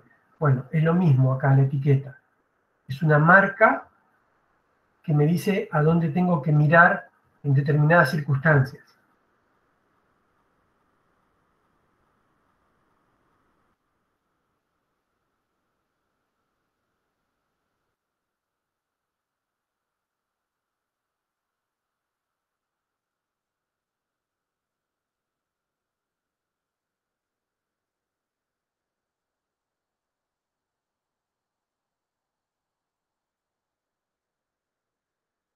Acá, ¿por qué quedó esto? Preguntan en la... Habíamos dicho que teníamos 4 y 4 en S0 y en S1. Yo acá a S1 le sumo 1 y vuelvo a escribirlo en S1. Entonces en S1 me queda un 5. Y yo después a S1 que tiene un 5 le resto S0 que tenía un 4. Entonces hago 5 menos 4, 1. Entonces en S1 me queda un 1. En S1 me queda un 1. Es correcto eso. Y después de eso hago el salto incondicional al resto del programa. Acá puse puntos suspensivos para indicar que el programa continúa. No sabemos qué hace, pero hace más cosas. Sí, Adán, habilitalo nomás. Hola, profe, buen día. Buen día. Más que nada para, justo ahora, recién, cuando me dijiste que lo prenda, creo que me contestaste, pero el target, como no se cumple, para que no se ejecute esa parte, es por eso que pones el JEnd, para que Exacto. salte directamente a que continúe el código y no se ejecute lo que tendrá que ejecutarse si se cumple el BNE. Exactamente. Listo, era eso que no había quedado bien Exactamente. claro. Gracias. Sí, sí, porque como les decía, a veces tienen un if donde tienen dos ramas, tienen el if y el else, y son excluyentes una de la otra. Si se ejecuta una, no se tiene que ejecutar la otra. Entonces, para saltear la parte que no necesitan ejecutar, suelen usar un salto incondicional, como está acá. Y acá tienen, ¿se acuerdan que esta instrucción J era bueno, el tipo de formato se llama también J? Entonces, después el programa ensamblador va a convertir esta etiqueta en un número. Sí, eso lo vamos a ver también ahora después. Pero fíjense qué bueno que está que nosotros como programadores podamos poner una etiqueta y nos olvidamos de lo que hace el ensamblador, cómo construye la instrucción en código máquina, que a veces es un poquito, como vimos en las anteriores clases, no es que sea difícil, pero es medio laborioso y propenso a error. Tiene esos dos problemas para el usuario humano, laborioso y propenso a error.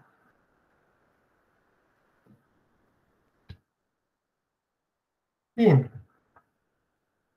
fíjense que en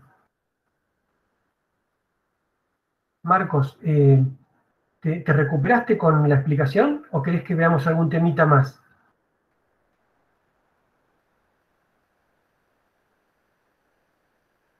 Me perdí unos minutos, decías recién.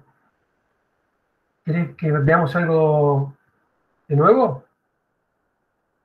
Profe, ¿se me escucha? Te escucho, sí. Creo que se refería a que le pasó lo mismo que a mí, que no entendió bien lo de salto y target. Ah, perfecto. ¿Y ahora quedó más claro? No, justo recién cuando terminaste la explicación es que te mandé el mensaje, como que no lo entendí bien. Ah, bien.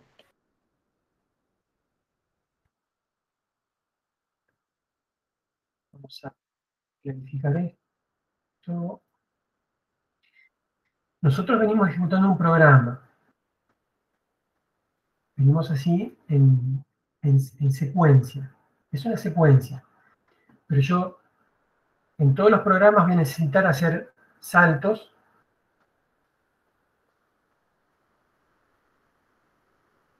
en todos los programas necesito hacer saltos porque tengo que tomar distintas decisiones. Entonces, todos los programas tienen que implementar bifurcaciones.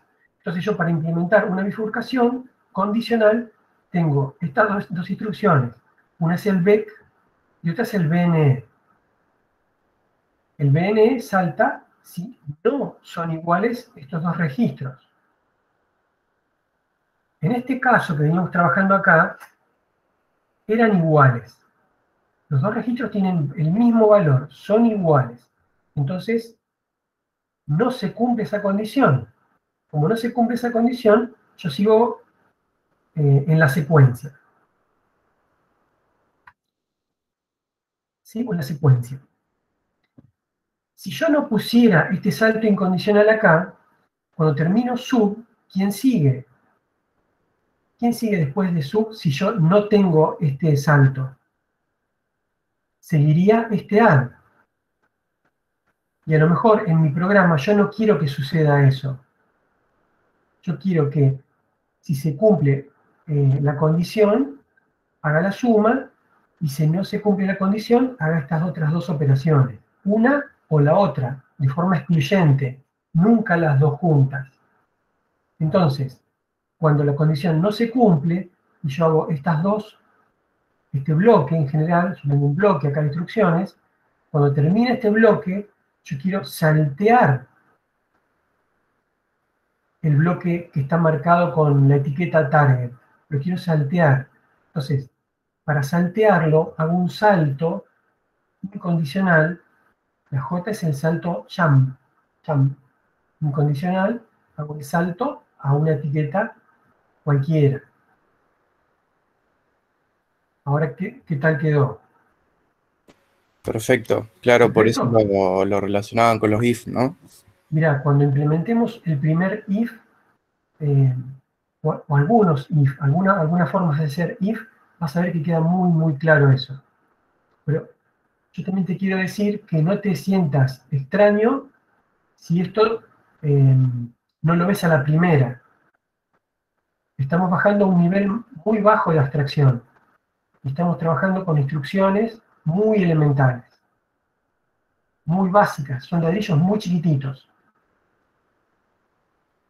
Es como trabajar con los ladrillitos con los que uno juega, ¿viste? Los bloquecitos, demasiado chiquitos, y vos con esos ladrillos sumamente chiquitos querés construir una casita o un autito. Cuando trabajas con instrucciones en lenguajes de abstracción más altos, como C, C++, o cualquier otro de los muchos lenguajes que vas a usar, son ladrillos mucho más grandes.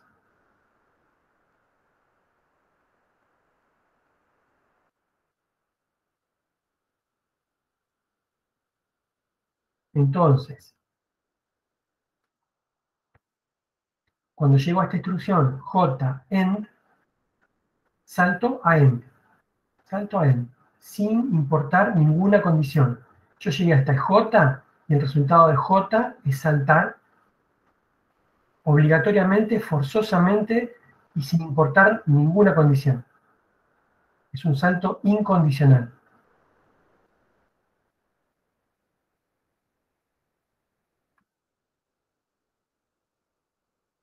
Perfecto. Bien. Vamos a continuar un poquitito más, con el repaso.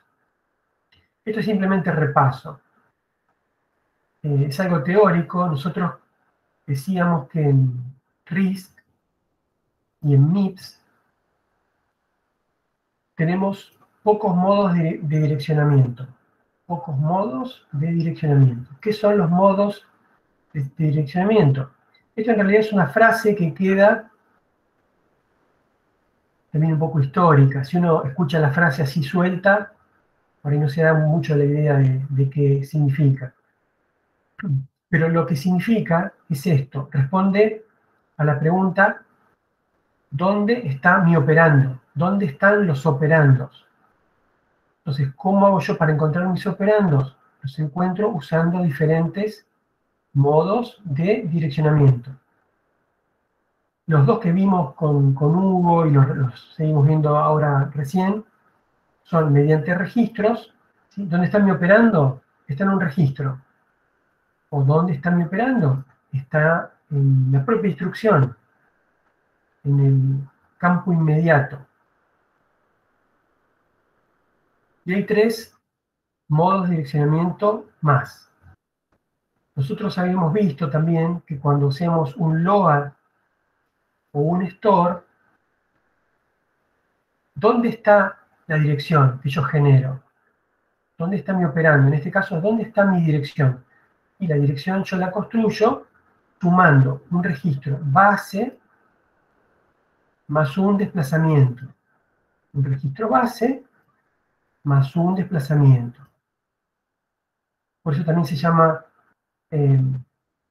modo registro base más desplazamiento o más índice. Pero podemos abreviarlo diciendo que es modo registro base.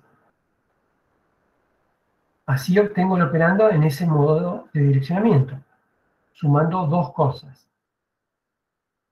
Ahí está mi dirección. Yo así construyo mi dirección. Hay un cuarto modo de direccionamiento que se llama relativo a PC. ¿Por qué se llama relativo a PC? Porque yo para saber dónde está lo que necesito, tengo que mirar el PC. ¿Se acuerdan lo que era el PC?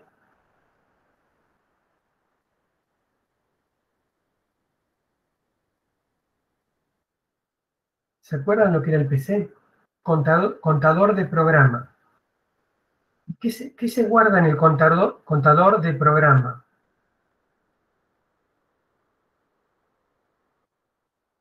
¿Qué es lo que tiene, qué contiene el contador de programa? O program counter. Por eso se llama PC.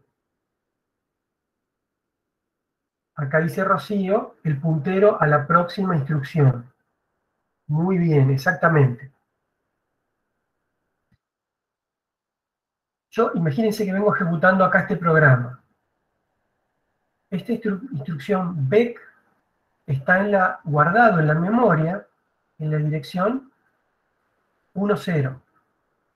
La siguiente instrucción está en la dirección 1.4. ¿Por qué salto del 0 al 4? Porque cada instrucción me ocupa 4 bytes.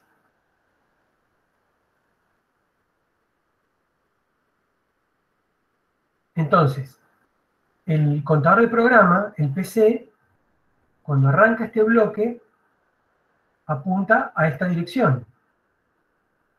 Y como la ejecución es secuencial, el contador de programa se va incrementando de 4 en 4. Entonces, a continuación el contador de programa vale 1.4, después vale 1.8. Perdón, acá me encontré, en este 1.0, me encontré con un salto condicional. Entonces, ¿qué va a ser la instrucción de salto si yo tengo que saltar a la instrucción else? Yo si tengo que saltar a la instrucción else, cuando se construya el código máquina, el ensamblador, ¿qué va a hacer? Dice, bueno, a ver, else, ¿dónde está else? Else 1, está acá. ¿Cuántas instrucciones son para adelante? Son 1, 2, 3, 4. Son 4 instrucciones para adelante. Entonces yo tengo que saltar 4 instrucciones. Pero hay una cosa. Yo, el PC siempre me está apuntando a la siguiente instrucción. Entonces, cuando yo estoy ejecutando este BEC, el PC ya me está apuntando a la próxima instrucción. Entonces, respecto del PC, yo tengo que saltar 1, 2, 3 instrucciones. Entonces, cuando construya el código máquina, en el campo inmediato del salto, voy a poner un 3. Esto que les estoy contando ahora es un poco complicadito. un poco complicado. Tiene que ver con cómo funciona el código máquina y cómo se construye o cómo se traduce del lenguaje de ensamblado al lenguaje de máquina. Por eso también van a ver que está muy bueno usar etiquetas. Yo me olvido de todo esto. Pero simplemente para entender que hay una forma diferente de obtener un operando, que se llama relativo APC, cuando yo voy a ejecutar este salto, ¿a qué dirección salto?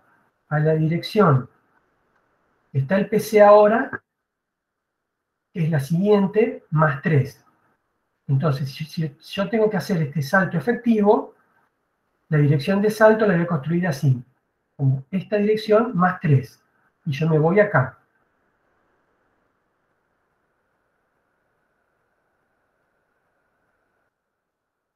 Por eso este modo se llama relativo al PC. Tengo que mirar el PC y tengo que sumarle una cantidad de instrucciones y el resultado es a dónde voy a saltar.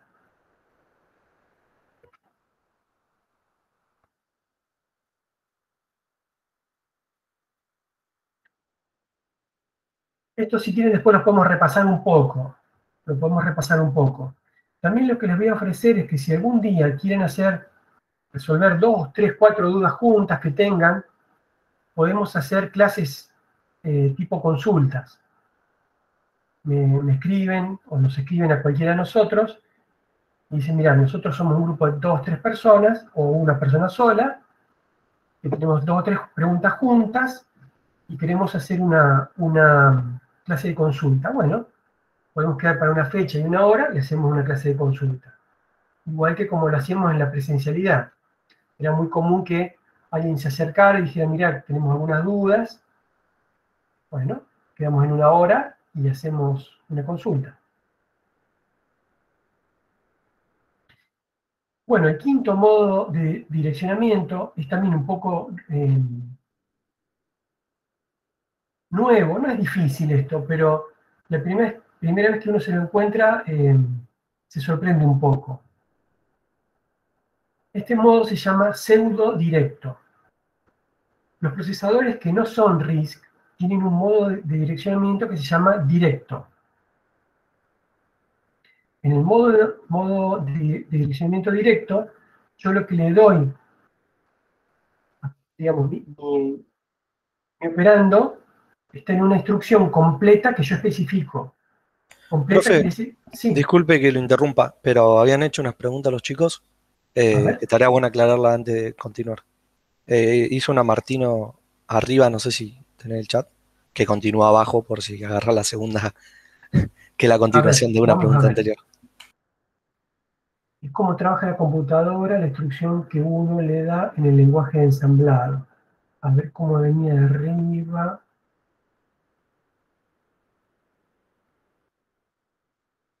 Claro, exactamente, Martino. Vos ya no lo haces como programador. Vos como programador te olvidás de eso porque pones una etiqueta. El ensamblador, que es el programa que hace la traducción, es el que tiene que ocuparse de estos problemas que estamos viendo nosotros ahora. Sí, muchas gracias por hacérmelo ver. ¿Se entiende, Martino? Vos como programador, si tuvieras que programar en código máquina, bueno, sí, tendrías que saber estas cosas, entenderlas, que no son difíciles, pero sí son laboriosas. Pero bueno, tenemos la facilidad de trabajar en lenguaje de ensamblado, entonces estos problemas no nos ocupan. Son simplemente cosas teóricas que vamos a conocer. De los 5 modos de direccionamiento, el relativo a PC es uno. Y el pseudo directo, que vamos a ver ahora, es otro. Perfecto. Entonces, bueno, como les decía, cuando yo tengo un modo de direccionamiento directo, yo trabajo con una dirección entera de memoria, de 32 bits. Pero yo, ¿cómo hago para usar 32 bits en una instrucción que son en total 32 bits. No puedo tener la dirección entera directa. Entonces hay un modo que se llama pseudo directo, ¿sí? Por eso se le agrega el prefijo pseudo.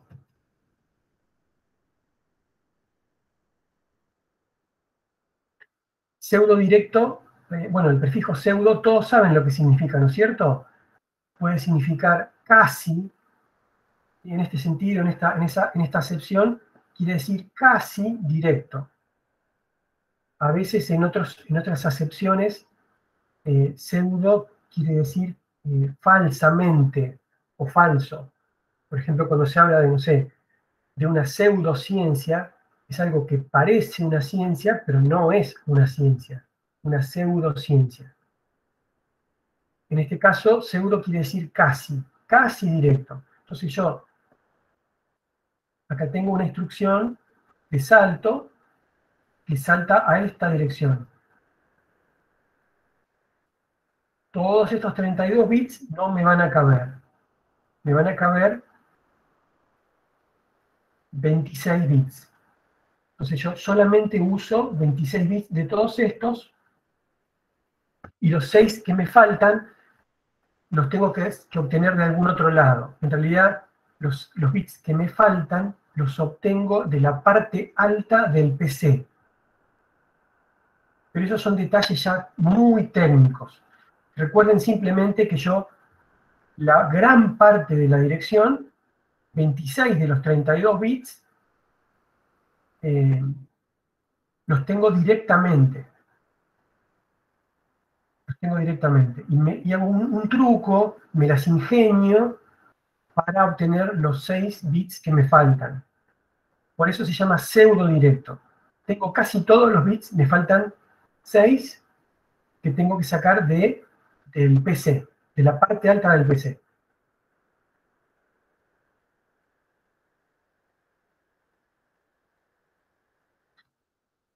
Bueno, ya casi terminamos. A ver, unas preguntitas más.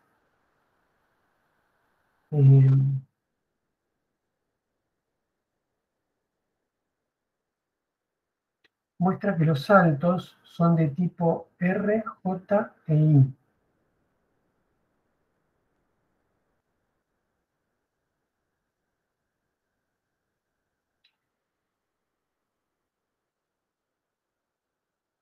Los saltos incondicionales son de tipo J y los saltos condicionales son de tipo I. No tenemos saltos de tipo, con formato tipo R. Esto le contesto a Ivo que está preguntando acá.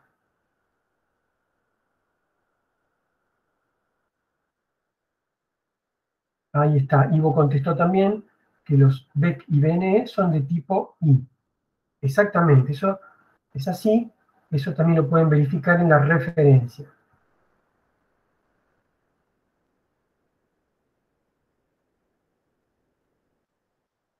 Bien, vamos a ver un último tema, ya estamos casi terminando, un último temita, y después, bueno, nos quedamos para alguna pregunta que pueda quedar. Acá les resumo un poco un concepto que se llama programa almacenado. Esto ya lo deben haber visto en los videos anteriores. Nosotros hoy en día venimos acostumbrados a usar programas, a justamente programar las computadoras usando programas. Pero esto no fue así desde el principio de los tiempos. En un principio de la computación, las máquinas se construían para resolver un solo problema. No se podían programar. Estaban hechas para una sola cosa fija. En determinado momento se inventó el concepto de poder programar una máquina de uso general. Y eso fue una innovación impresionante. Cuesta muchísimo ponerse en el contexto ese histórico, pero fue algo, una idea clave. La cosa es que al que se le ocurrió hacer una máquina genérica con instrucciones que se pueden programar y poner una secuencia de esas instrucciones, fue una idea sumamente clave, una idea sumamente importante. Inventó la programación.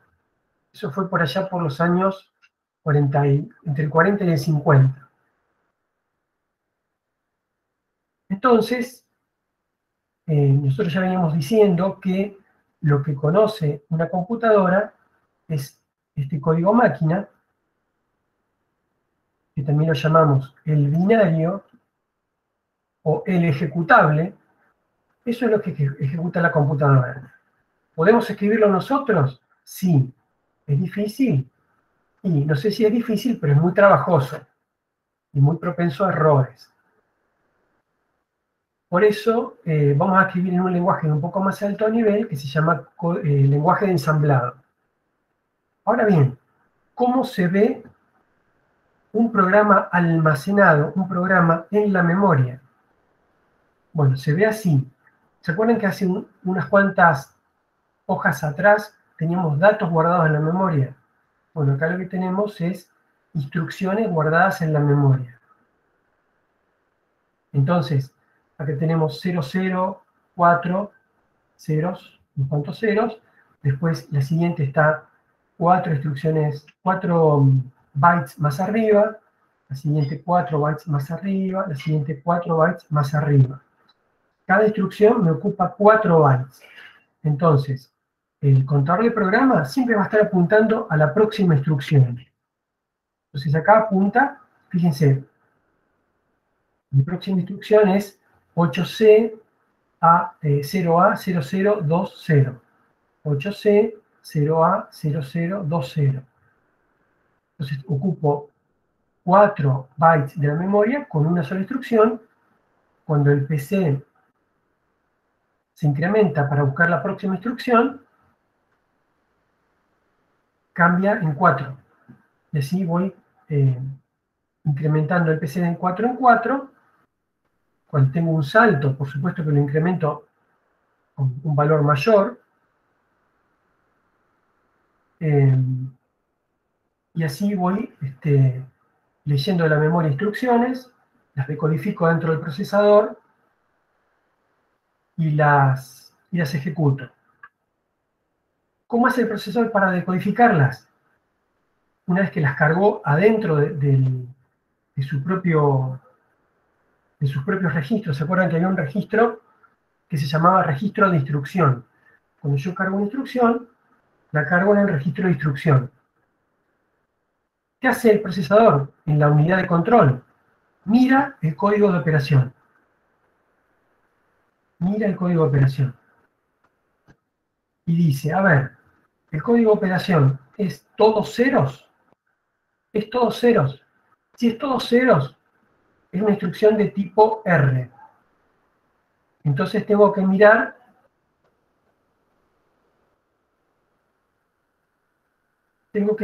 el campo función. Y ahí sé cuál instrucción es en particular. Suma, resta o cualquier otra de tipo R.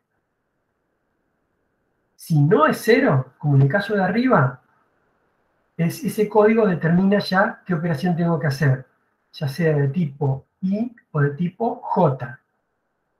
Entonces, la unidad de control repetitivamente carga instrucciones y las decodifica.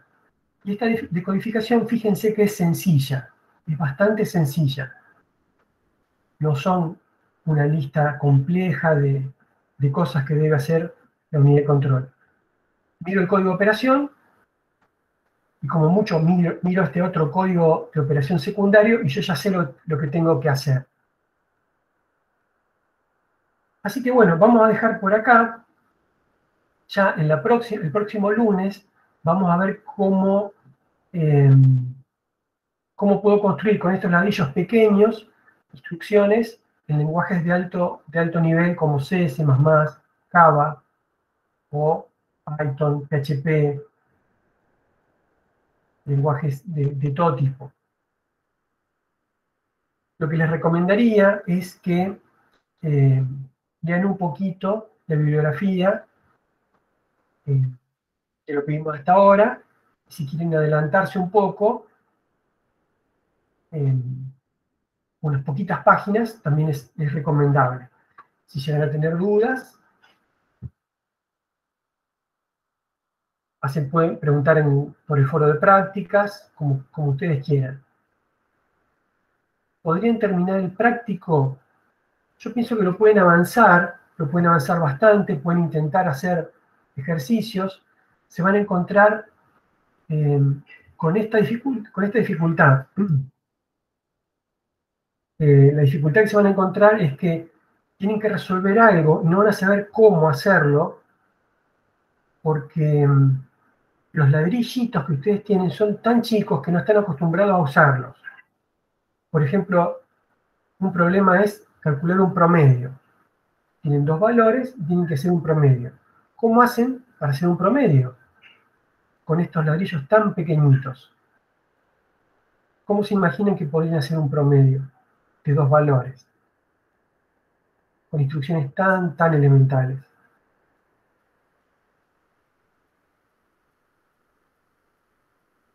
Suman esos dos valores y dividen por 2. Bien, bárbaro. Entonces, yo tengo que hacer, primero tengo que cargar los valores de la memoria. Uso la instrucción load word. Los cargué en un registro. Después los tengo que sumar. ¿Tengo una instrucción para sumar? Sí, la instrucción add. Bien. Ajá, Emanuel propone un corrimiento. Bien, yo tenía originalmente que dividir por 2. Pero bueno, hay una instrucción para dividir en MIPS. Pero en este caso, como es dividir por 2, que es una potencia de 2, puedo hacerlo más sencillo con un corrimiento, con un shift. Con un desplazamiento a derecha de tipo aritmético, puedo hacer un corrimiento. Si ustedes hacen un shift lógico, tendrían errores en los negativos. Pero todas esas cosas las van a ver en la práctica. Pero bueno, como ven, son algo tan simple como un promedio de dos cosas, requiere un análisis bastante minucioso, porque están construyendo una pequeña función, que es simplemente un promedio, con instrucciones muy elementales, muy básicas. Pero sí, pueden hacer la mayoría de los ejercicios. Hay un ejercicio también que se les va a pedir que hagan un desensamblado. Es decir, dado código máquina, ustedes tienen que descubrir qué código ensamblador los generó. Ustedes van a decir, bueno, qué raro que es eso, porque yo siempre hago lo inverso, ¿no? Lo que me interesa es hacer lo inverso. Es decir, dado un código en ensamblador, el lenguaje de ensamblado, construir el código máquina. ¿Para qué puedo querer hacer lo contrario, lo inverso? ¿Para qué puedo querer desensamblar un programa? ¿Para qué se les ocurre que puedo querer yo hacer eso?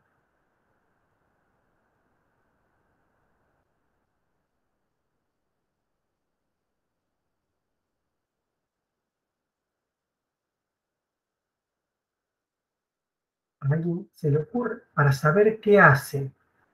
Está muy bien, Leonel. Para saber qué hace. A veces yo no tengo el código fuente. ¿Sí? Estamos hablando de lo que se llama software propietario. No me dan el código fuente. Y yo quiero saber qué hace. Ese quiero saber qué hace puede ser con fines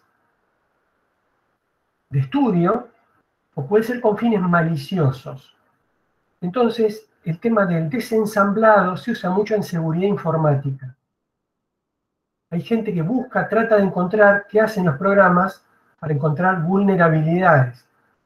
Después puede publicar esa vulnerabilidad para que la resuelva la gente que escribe ese software, o pueden explotarla esa vulnerabilidad.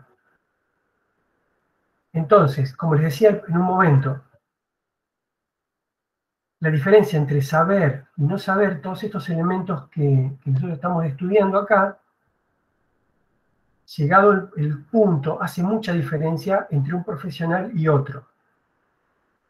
Realmente, si uno no comprende este tema de seguridad, a veces está totalmente a merced de otros. Pero bueno, sabiendo esto, simplemente este pequeño elemento de conocimiento, uno puede saber, bueno, ¿para qué puedo querer yo desensamblar algo y por qué me interesa mucho escribir código con cierta calidad? Bueno, chicos, si quieren preguntar algo, aprovechen, pregunten. Si no, ya vamos dejando por acá.